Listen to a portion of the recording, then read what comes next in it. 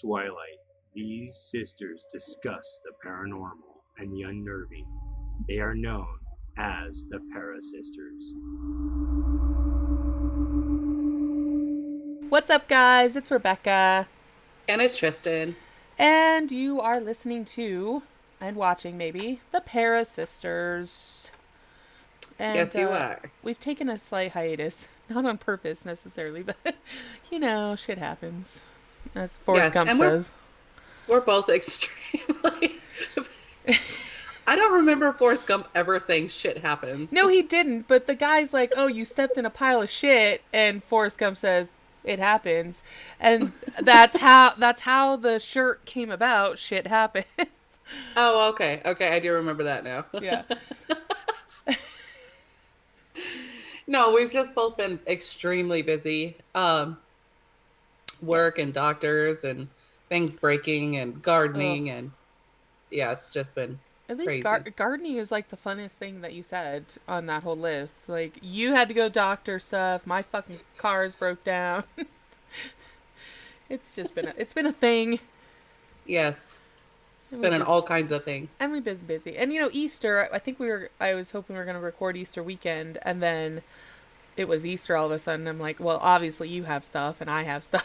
So I don't think we even texted each other on Easter. Happy Easter! Thank you. Happy Easter. It's been like 2 weeks. We're terrible people. Oh, it's been a week, actually, yeah. But still. I don't even know when Easter was. Last Sunday. Yeah, so I guess before we get started, because I know y'all are here for the juicy meatiness of our episode, our case, make sure you subscribe and you like and you share and check out our podcast and all of our social media. You know what it is, because you're hip people, you know what's up. And make sure you check out that brand new website that Tristan had spent quite a bit of time designing, and it's beautiful and lovely and wonderful. And yes, it is. I haven't even changed it yet to Port Arthur. You know, it's funny because I just remembered that I don't think I've put Port Arthur either episode on Anchor. So we are we're definitely okay. lucky. Well, then that works. We are, but I mean, it's that time of year. I mean, we're so busy. It's spring. Spring is sprung. Yes. And yes. We got lives. I mean, if this was my job, I would definitely be like nonstop with it. But I got a real job, and I want this to be my job because I'm so sick of fucking stupid people, man. I am so sick of people. I am an adult. I work in an adult environment because you have to be 21 years old to even come into my place of business. Yes. And every fucking day, can you put your mask up? Can you put your mask up? This is not something new, people. Come on. It's been going on for a year. I know that a lot of states are open, and I cannot wait till we're open. But you're not. But so deal with it. We're not. Right. And my county is supposed to be opening up. But here's the thing. Even though the county is opening up, the state is not opening. It's still mask mandate. Well, and it's we still have to follow the state law. Because then OSHA's going to come in and fine us. So, and then it's also breaks down even farther to it's the establishment that you're in. I mean, if your county, I live in Douglas County, which our county has ended the mask mandates, but every place you go into is still requiring that you wear a mask. So, only because OSHA and the health department and the state department will fine them. Dude, I love That's the problem. I love this county. If I could stay in this county forever, I would. But you know, I'm trying to get a rural loan, so I don't know how possible that's going to be. But you know, they're gonna leave the Tri-County Health Department because they don't like that the health department can dictate to people, which is ridiculous because the health department is not voted in. They're random ass people off the street, basically, that just that get to decide for hundreds and thousands of people. In our case. Anyway, we've gotten off topic, Tristan. I know, I'm sorry. I just wish I lived in a state that was open. I'm like, I literally had the thought the other day of, I should move to Texas. Dude, I was seriously like thinking Texas or Florida. But you said Florida is hell. But I'm like, it's not that far away from Texas, so. Yeah. And I'm like, Texas is not that far away from here, so I could live in like the northern part of Texas. I'd be okay with that, I suppose. Which is actually beautiful, by the Yeah, way. no, if you go like But northwest, I think it's nice enough. It's not too hot, not too humid. But I probably won't, so we'll see what happens. me neither. Yeah. I'm a lifer. Ugh. Ugh. Don't get me wrong, I love my state. I dislike the people that move here. So Me too. I say stop it, but that's not really fair to other people. So okay, I guess we should just start. Because speaking of me loving my state, my case is in Colorado. Ooh. And it's actually in Denver. Ooh. Which I don't live in. I don't usually go to Denver that often because there's a lot of homeless people and just hipsters that I'm not a fan of. But it is what it is. I love the history of Denver Yes. so much. And so today we're talking about Cheesman Park.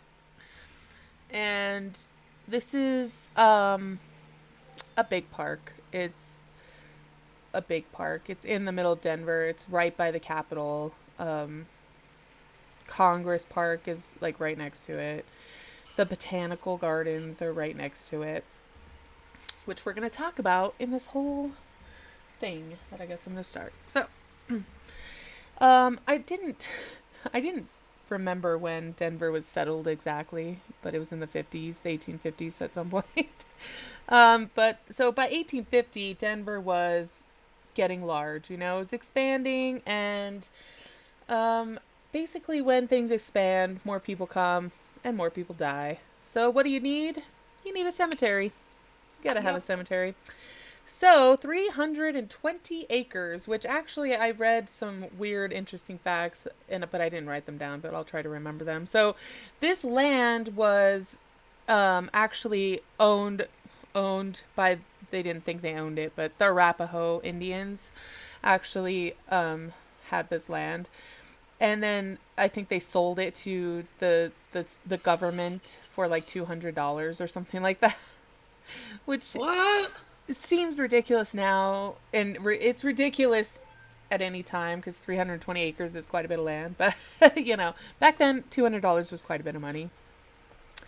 Not nearly what I think it's worth to people that live there, but well, I mean, whatever. It wasn't me, so I don't know. Okay, so 320 acres was set aside, and they decided to use this as a cemetery. And this cemetery was called...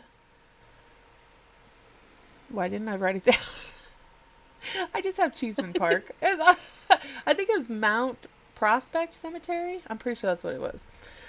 It doesn't matter because they actually changed it to like Denver City Cemetery. And then of course, now it's called Cheesman Park. So 1859 is when the first burial happens. And it's actually a funny story because a lot of people claim that it's this killer and he was hanged and he was the first person that was buried here, which is not true. It's a guy who had a lung infection and died, and he was the first person buried here.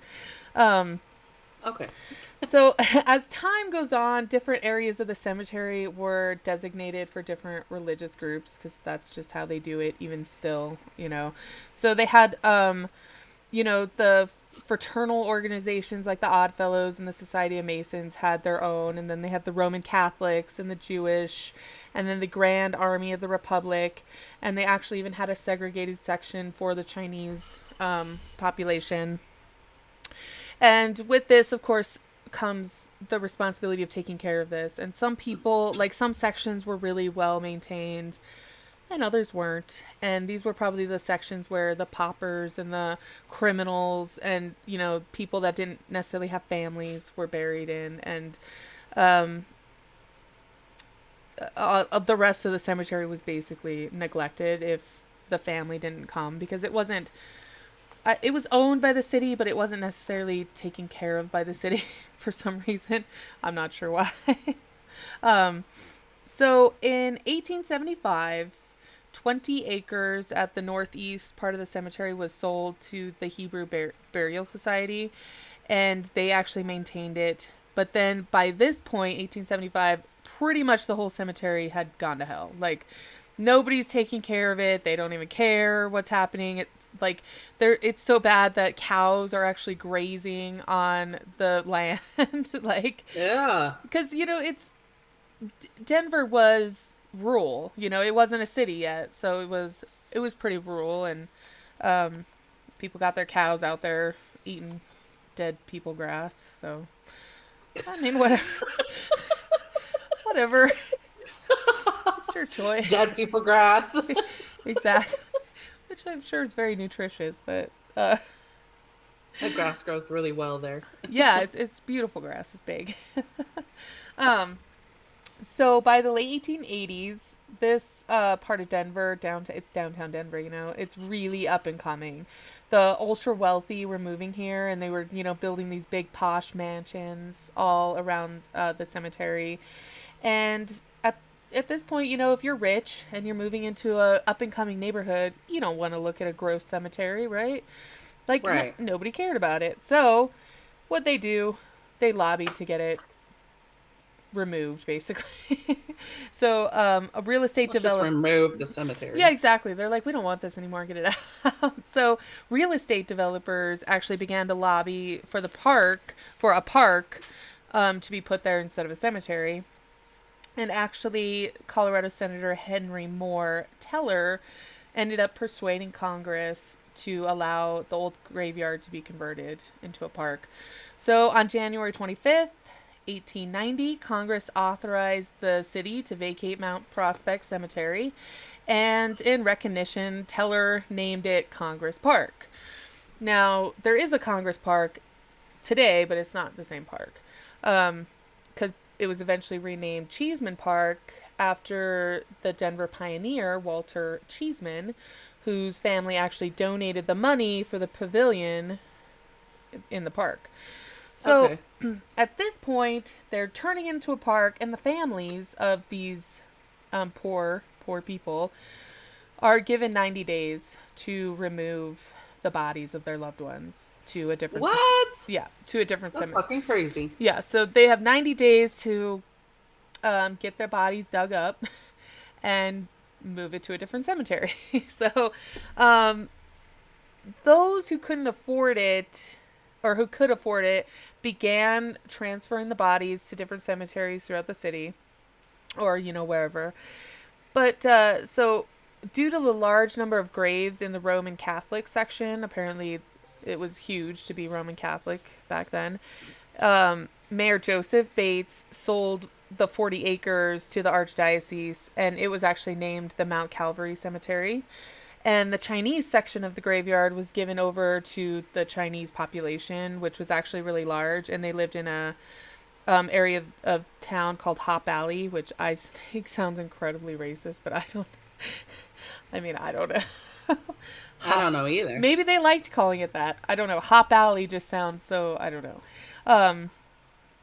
Most of the bodies were then removed and shipped to China from the Chinese section. Like, they're like, we're not even keeping it. So the rest of the cemetery was filled with vagrants, criminals, and paupers, which probably had a lot to do with the over 5,000 bodies that remained unclaimed in the cemetery.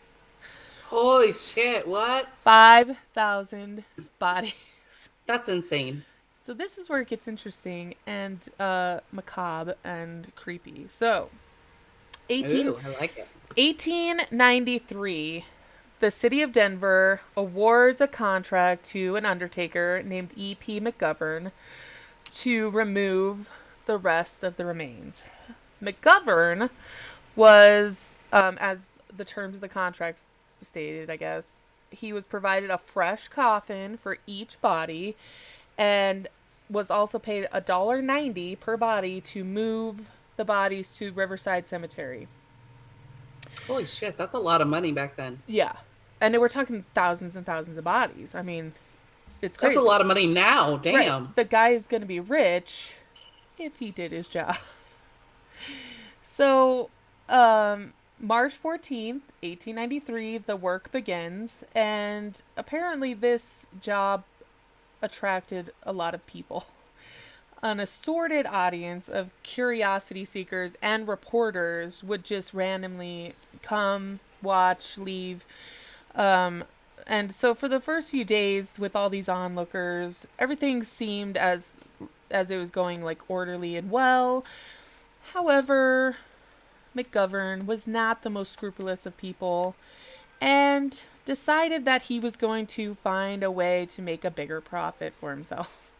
Even though, thousands of dollars isn't enough. So, Right. he decides that rather than utilizing full-size coffins for adults, he's used child-sized caskets, which are only 1 foot by 3.5 feet long. And so one source does claim that he had to do this because there was a coffin shortage caused by a mining accident that had happened in Utah. What the fuck? A coffin shortage? Like, how does that even happen? Dude, we live in Colorado. There are trees everywhere. Right. Sorry, we can't bury your dead. We don't have enough coffins because we gave them all to Utah. Right. So, what happens when you have these 2 tiny coffins and you don't have bodies that fit in them? Well, of course you gotta hack them up. It's the only option. It's the only thing to do. But this actually also helped him. So this is what he would do. He would hack up the bodies and hold on. I don't want to reread this twice. Let me make sure I don't have this written down somewhere else. Could you imagine hacking up the bodies though because they're decomposing, or some of them are completely decomposed? No. And they didn't have like embalming fluid and shit, really. Like, it wasn't a common practice back then. Well, especially Denver was like the Wild West in the 1850s, right. And even up to the 1890s, it was still. I mean, we were a state by then, but it was still not a lot of people lived here, Yeah. So I'm not even gonna say it because it does come. So, hacking up the bodies, McGovern sometimes used as many as 3 caskets for just 1 body. And of course, in their haste, body parts and bones were literally strewn everywhere in the cemetery. It was just a disorganized mess. And of course, their haste allowed... I don't even like the words souvenir hunters and onlookers, but apparently these people would help themselves to items from the caskets or the graves, which is very distasteful to me. Extremely distasteful. I wonder if this governor guy, what was his name? McGovern. McGovern. I wonder if this McGovern guy actually like grave robbed these people, because it was a big practice to be buried with your belongings, with your jewelry, whatever was sentimental. Your sentimental items. Yeah, totally. That's disgusting. These poor people. It's hideous, isn't it? I'm like... It's hideous, and it's heinous, and it's above the top, man. I'm telling you. These poor people. Yeah. It was so awful that March 19th, 1893, the Denver Republican newspaper ran a story with the headline, "The Work of Ghouls." And the article described in detail McGovern's practice of hacking up what were sometimes intact remains of dead people and stuffing them into these tiny coffins. Oh. And I'm actually going to read a part because the article partly describes the scene. And this is how it read in the newspaper. Into the first box, some bones were cavalierly tossed by a workman. He then pulled another box to the edge of the grave, and into this he tossed 1 bone, some earth, and a portion of coffin. At this juncture, a man came along with a pot of paint and a brush and numbered and lettered the 2 boxes already filled from the single grave. John E. Wood, the representative of the health department, also came up, and when he saw the 3rd box, he asked the man in the grave what it was for. "Oh, I guess there's another one in here," said the gravedigger as he threw a shovel full of earth into the box. Mr. Wood looked into the grave and said, and walked away. Another shovelful of earth and some crumbled wood was then thrown into the box. The remains were disinfected, the lid fastened on, and the body of 274BH shipped off to Riverside. At this point, so that was the article, and at this point, So that would be like 3 coffins or 3 bodies reburied. and it was 3 coffins and 1 body. Right, it was 3 coffins out of 1 single grave. Right, and most of it was dirt and wood. Right, so ridiculous. So yeah, I just can't believe that that's what this guy was doing. Like, he's like, oh Lord, I can't even. It's insane to me, honestly. I'm like, me too. So, Mayor Rogers cancels the contract, and the city health commissioner begins an investigation. Although numerous graves had not been reached and others sat exposed, a new contract for moving the bodies was never ever rewarded. So you know what that means? I think you do. Holy shit. So I do know what that means. The city built a temporary wooden fence around the cemetery, and in 1894, grading and leveling began in preparation for the park. Though several of the open graves wouldn't even be filled in until 1902. So we're talking about what? 8 years of open graves. And just open graves, just exposed bodies, just hanging out. Yeah. Yeah. Or That's awful. I choose to hope that they were empty at that point. That's fucking awful. They probably weren't. Probably not. Finally, shrubs were planted and the holes filled in where coffins were removed. Work on the new park was completed in 1907 without ever having moved the rest of the bodies.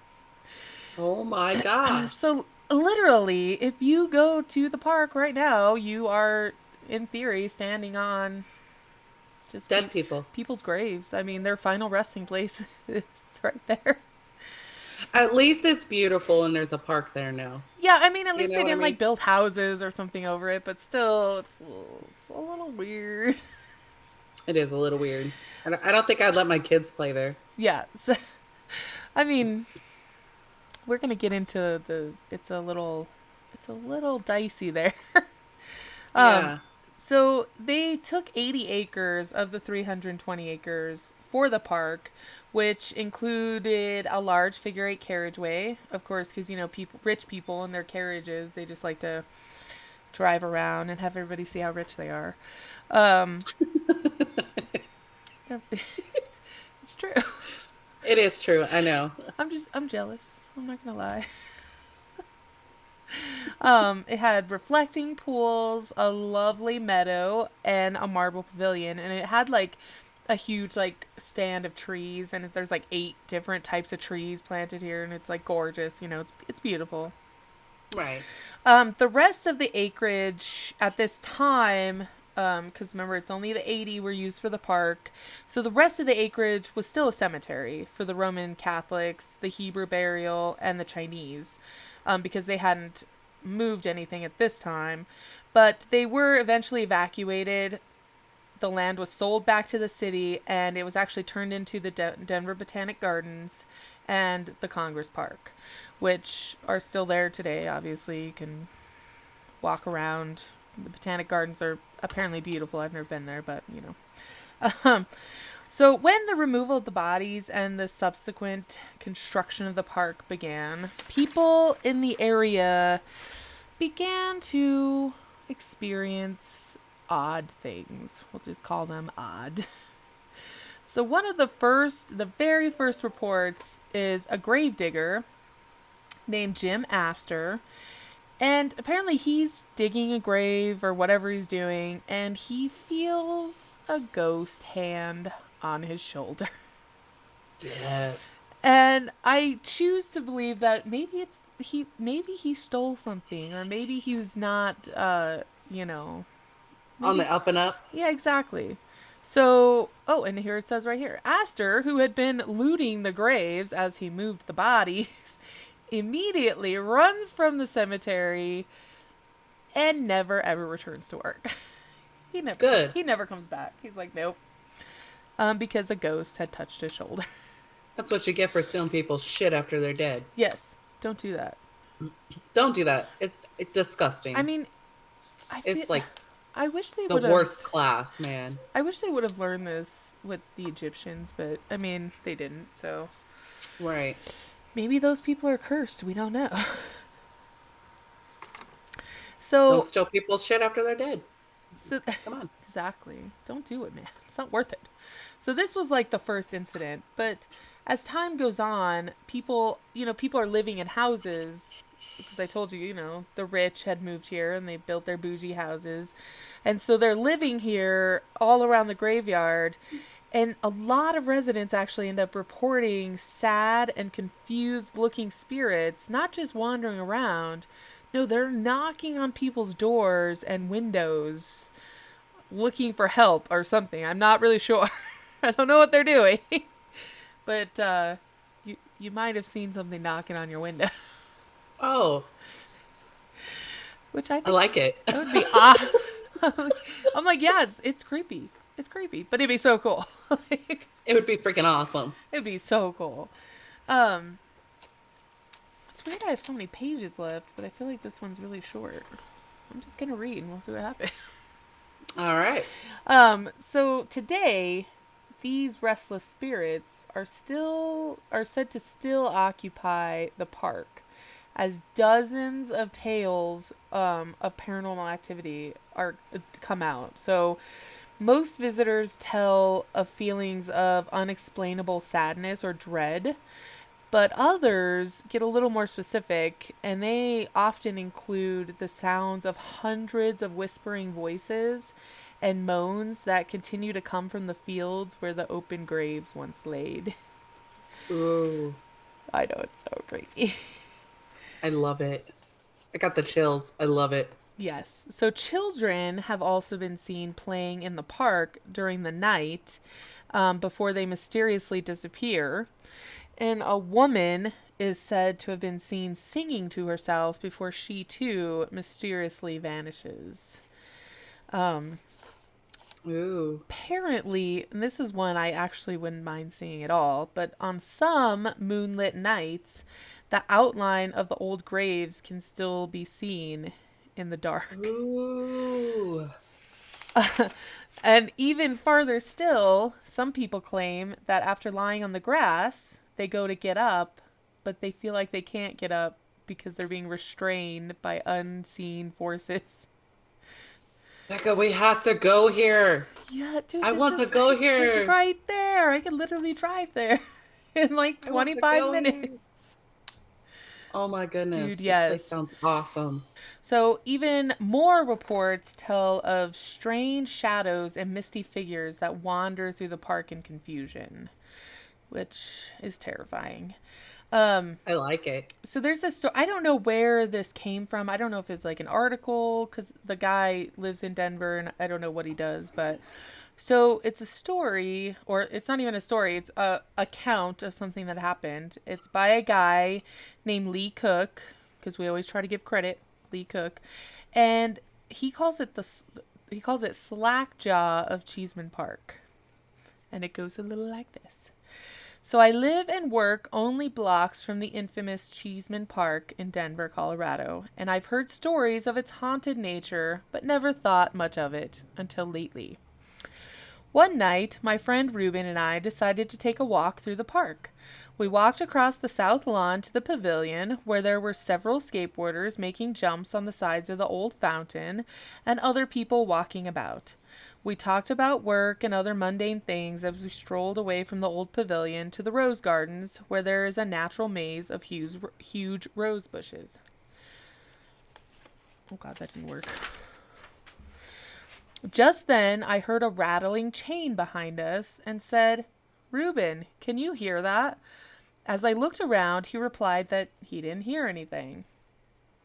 "There, I heard it again," I exclaimed as I heard the chain jingling. Still, he couldn't hear it, and we couldn't see anyone. Continuing our stroll, we moved toward the middle of the big field where it was more open and sat down on the cool grass to smoke a cigarette. Moments later, we were surprised when we saw a kid riding a bicycle with a chain dangling from his pocket. Turning around, a thin, pale man dressed in what appeared to be a shredded hospital gown covered with blood, the pair moved towards us. To say the least, we were petrified. As they grew closer, I could see that the pale man's jaw was broken. He then approached us and asked for a smoke. As I handed him a cigarette, he said, "Did you see them?" Dumbfounded, I simply replied, "Who?" "The ones who did this to me. They stabbed me 15 times, the man said. He then lifted his sleeves to show what looked like deep stab wounds in his arms, back, and chest. Horrified, I said, "Shouldn't you be in the hospital?" Shaking his head, he answered, "They let me go because I didn't have any money." He then warned us to watch out for them and stated several times, "I'm going to get them." When I reassured him that if we saw them, we would let him know, the pair casually moved away from us into the darkness. When we couldn't see them anymore, Ruben and I quickly ran toward my apartment as fast as we could, never looking back. Afterward, we talked about what we saw for a long time, both confident that we had seen and talked to the Walking Dead.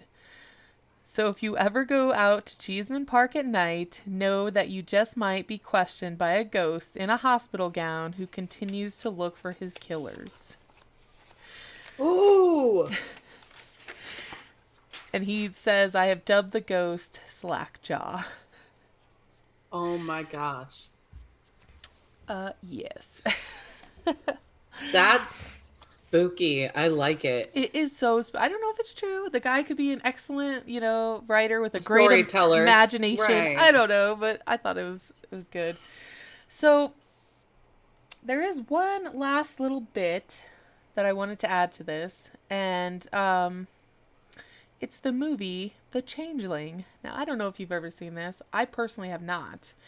It is a 1980s movie, and it's a horror/mystery movie. And it was fairly popular. I mean, so I've heard of it. I want to say that I've seen this movie. Yeah, so I've heard of it, but I have literally just never watched it for one reason or another. I don't know what it is, but... So apparently the film's screenplay was inspired by mysterious events that allegedly took place at the Henry Treat Rogers mansion in Cheesman Park. And it was, this guy, Russell Hunter, was living there in the 60s. And after experiencing a series of unexplained phenomena, Hunter said he found a century-old journal in a hidden room, which apparently detailed the life of a disabled boy who was kept in isolation by his parents. And this Hunter guy claims that during a seance, the spirit of a deceased boy directed him to a neighboring house, where this is actually a true story, I looked this up, he discovered human remains and a gold medallion bearing the dead boy's name. So Henry Treat Rogers was a wealthy Denver attorney, and while he was childless, there's almost no record of who lived there before him, although there is a record of I don't think it was him, I think it was like the previous occupants. They had adopted a niece and a nephew, and I'm pretty sure the nephew was supposedly handicapped, I guess would be the word I'm looking for. But there's almost no documentation of this. And so the house actually ended up being demolished in the 70s or the 80s and was replaced by high-rise apartments. But Russell Hunter, he got the whole idea of the Changeling from living in this house where all these creepy things happened to it. Oh my goodness. Okay, so I've never seen that movie. I must have just heard of it. Yeah, so I think they even remade it, and there's like a newer version, I think. I might have to look it up, but I don't know. I really want to see it now because I'm like obsessed with it, but just the whole idea of it. That's creepy. It is creepy. And then, so there's also, it's rumored, but there's no factual evidence for this, but a lot of people think that Poltergeist, which is by Steven Spielberg, was based on the events that happened around Cheesman Park. Which makes sense because I think I've heard that that Poltergeist is supposed to be related to events that happened in Colorado. Which would not surprise me. You know what? That sounds familiar to me too. That's weird. I think I've heard that before. I actually just heard a case about on a podcast about Dominique Dunn, who was the star of Poltergeist. Oh, and yeah. How she died and stuff. Yes. And so sad. Because she was like a little kid. She was like 13 when she died or something like that. No, she was an adult when she died. Oh, was she? But she had a lot of health problems. I must think it's someone else. But she had a lot of health problems and stuff while she, like, right after the making of this. And then as she got older, actually her boyfriend killed her. He strangled her to death. What? But I'm trying to think, because there's it's like a horror movie with a kid, and it's a girl, and she dies when she's like super young. She's like 12 or 13, and she's sick with something, and she has like a surgery or something, and she doesn't. Yes, I know what you're talking about. Let me Google it real quick. Anyway, though, but yeah, I remember hearing something about that. So, like that it was related to something in Colorado. That sounds familiar to me for some reason now that you said it. I didn't like correlate because I haven't seen that movie in years, but me neither. It's not one of my favorite movies because I don't think it's not anything against Steven Spielberg, because I think he is a fantastic producer. Yeah, and I think he's great, but you know, it's not one of my favorites. It's actually funny because during the making of Poltergeist, Steven Spielberg was under contract with doing E.T., so he technically wasn't allowed to work on other movies, but him and another guy had been talking, and they're like, we really want to collaborate. Well, Stephen King wanted to do a sequel to Close Encounters of the Third Kind, but the guy is like, no, I'm not into sci-fi. Let's do a horror. So they kind of collaborated, and the other guy is actually the producer, writer, whatever the hell it is. I don't know. But Steven Spielberg is not even credited on that movie, I don't think. But he is the mastermind behind it. So, and so I'm almost done. But you know, the park is still there today. It has its original marble pavilion, which it was made out of Colorado marble, which I think is awesome.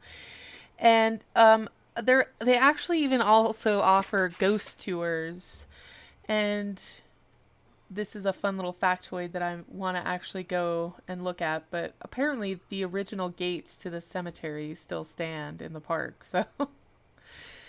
Oh, really? Yeah. So you can do these walking ghost tours, and maybe you might see something. You'll definitely see the gates of the old cemetery, that's for sure. So I want to go here at night, not by myself, but you know. Okay, so Dominique Dunn.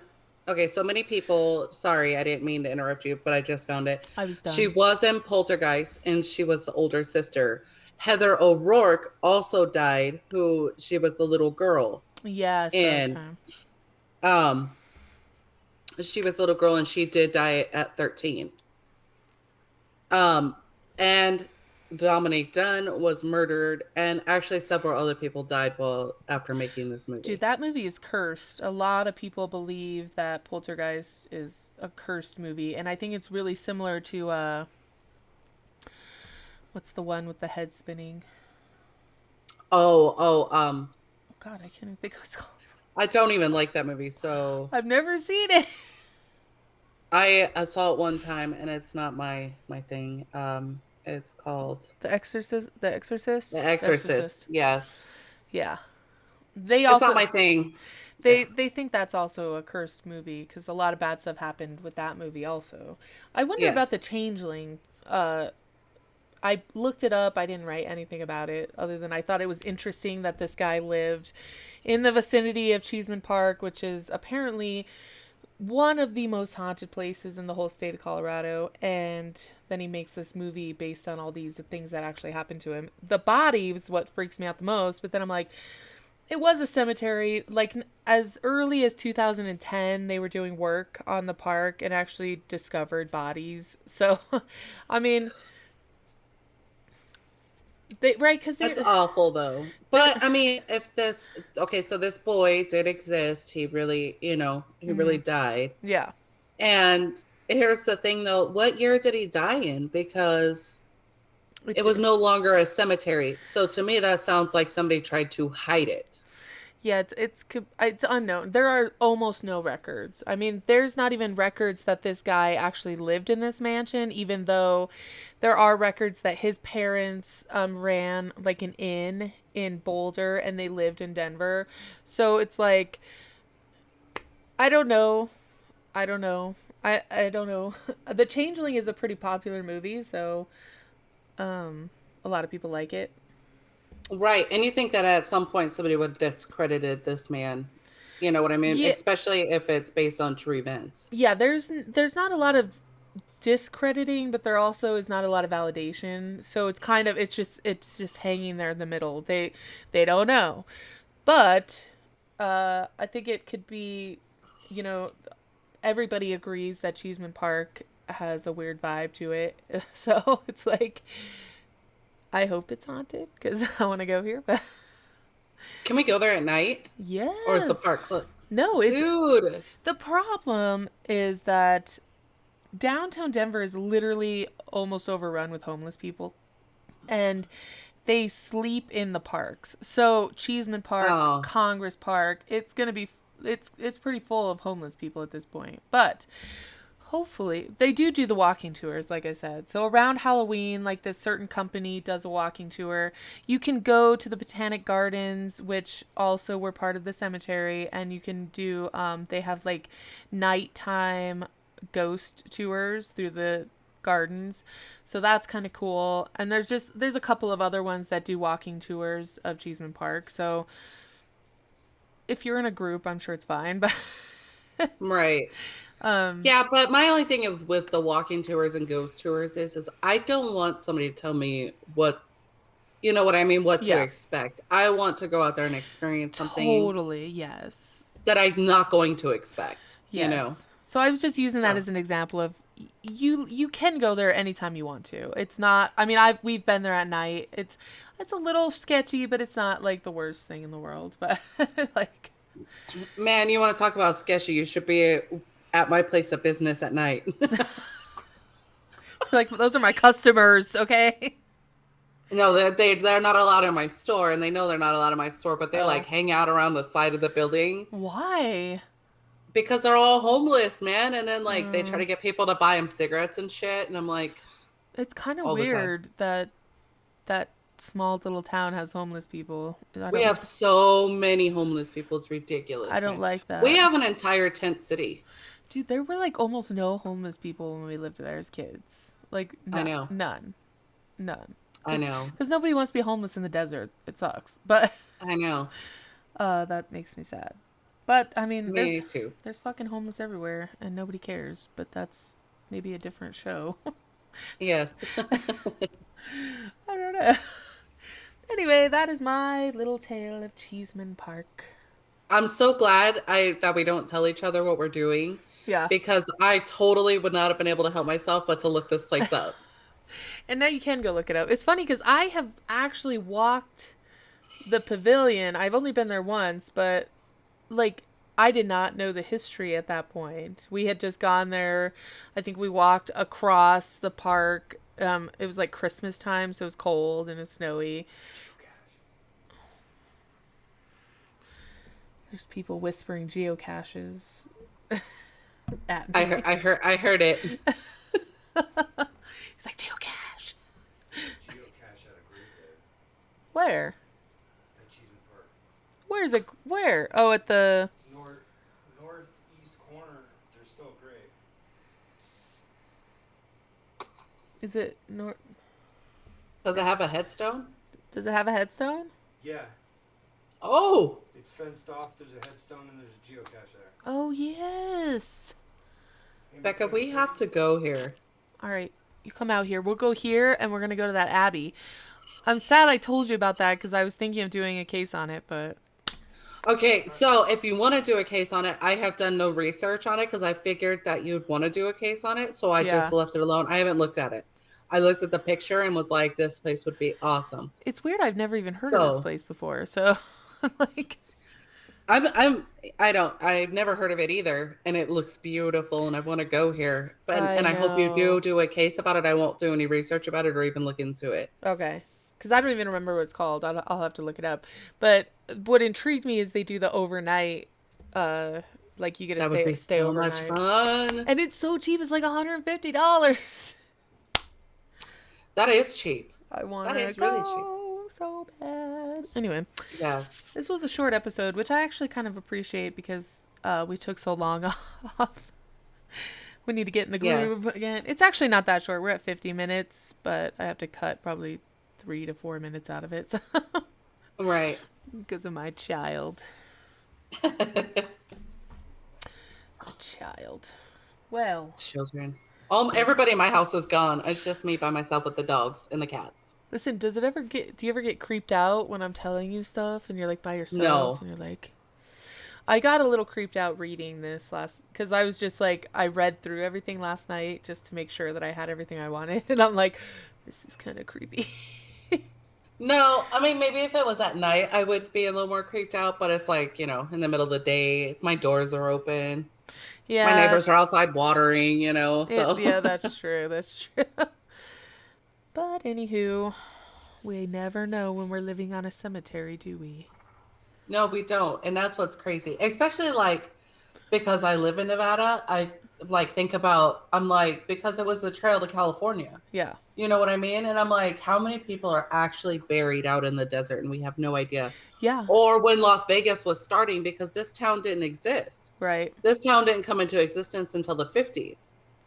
You know what I mean? And you have all these mobsters and shit from Vegas from the 40s. Yes, looking for a place to dump their... How many people are buried out here? You know what I mean? Oh, I've taken many a walk through the desert.